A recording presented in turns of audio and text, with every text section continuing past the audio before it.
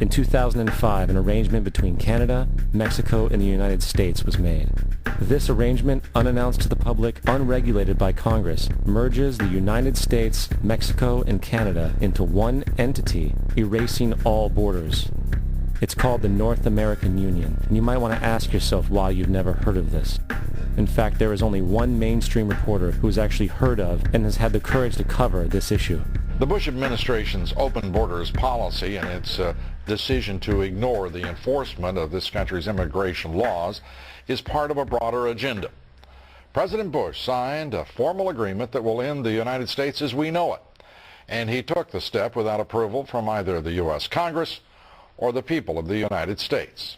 It's a deal that few have even heard of. It's being done again by very few people at the very top on behalf of the investment class, but the working class of people, political officials across our country, from communities, from cities and so forth, they don't know anything about this.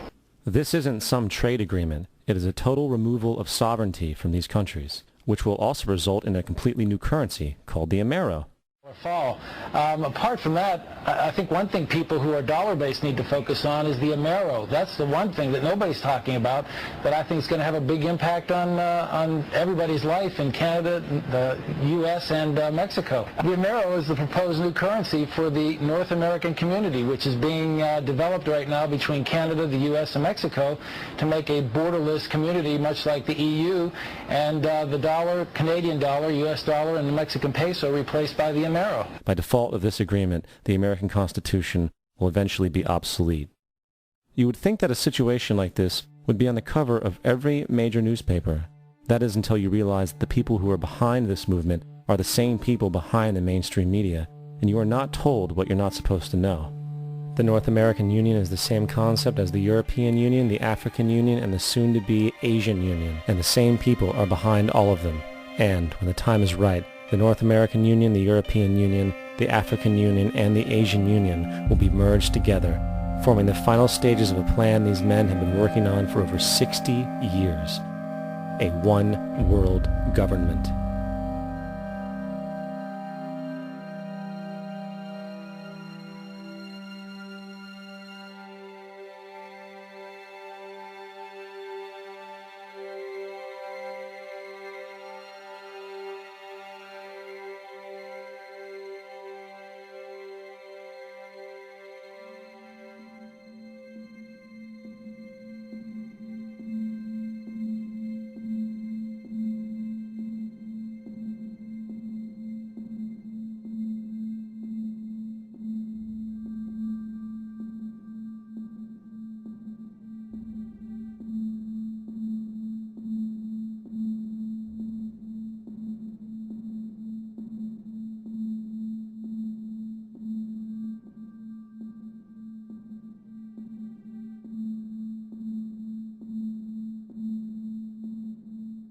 One bank, one army, one center of power.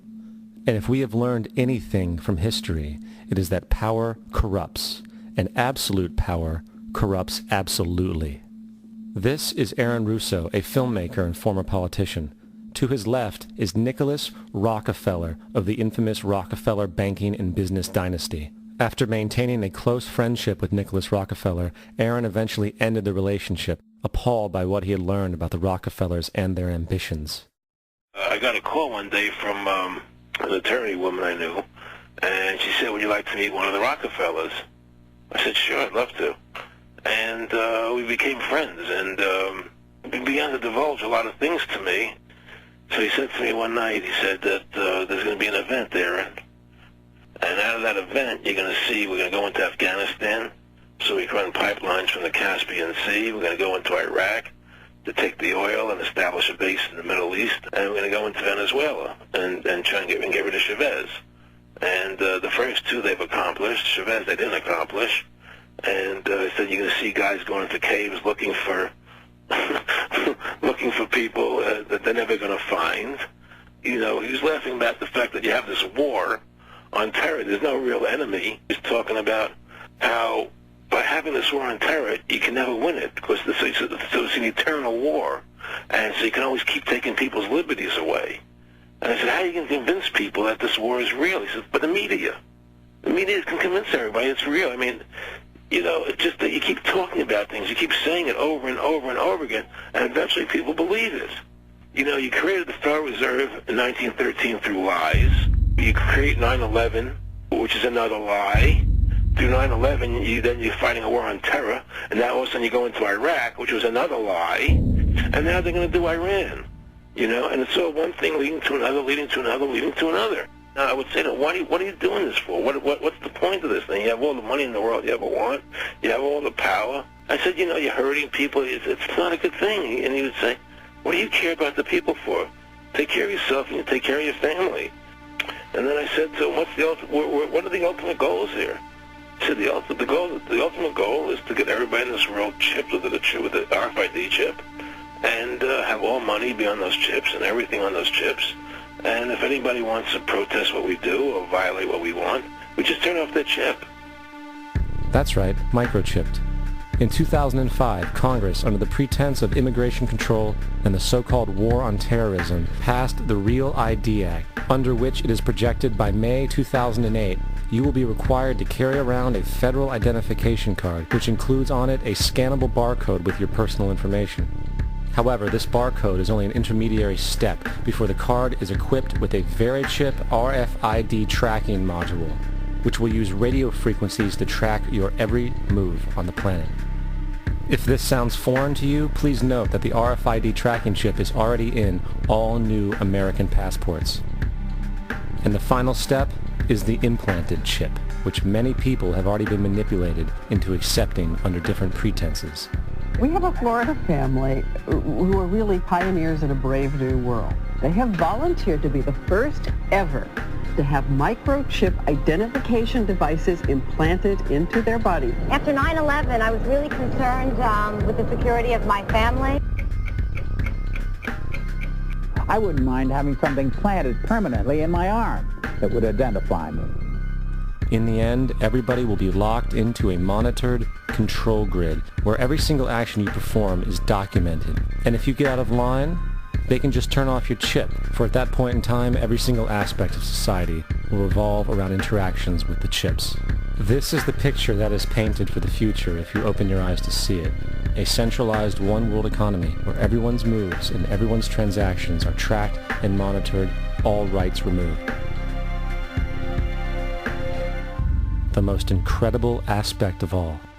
These totalitarian elements will not be forced upon the people. The people will demand them. For the social manipulation of society through the generation of fear and division has completely detached humans from their sense of power and reality.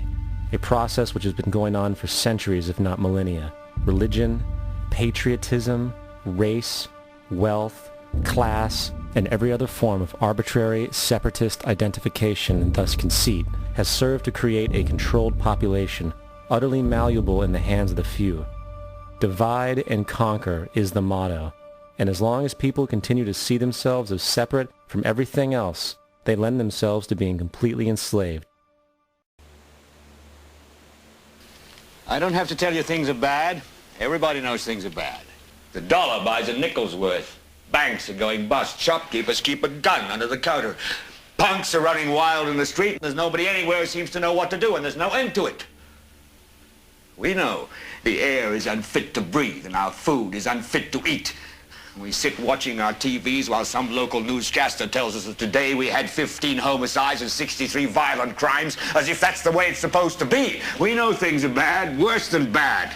They're crazy. It's like everything everywhere is going crazy, so we don't go out anymore. We sit in the house, and slowly the world we're living in is getting smaller, and all we say is, please, at least leave us alone in our living rooms. Let me have my toaster and my TV and my steel-belted radios, and I won't say anything. Just leave us alone. Well, I'm not going to leave you alone.